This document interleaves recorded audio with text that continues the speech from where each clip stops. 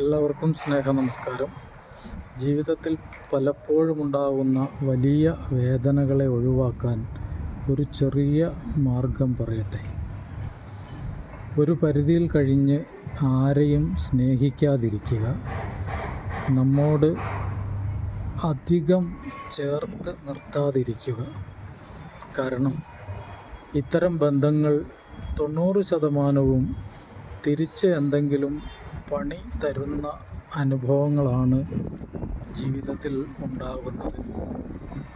അപ്പോൾ വേദനിക്കാതിരിക്കാൻ മുൻകൂട്ടി ഈ ഒരു ചെറിയ കരുതൽ നന്നായിരിക്കുമെന്ന് അറിയാതെ തോന്നിപ്പോവുകയാണ്.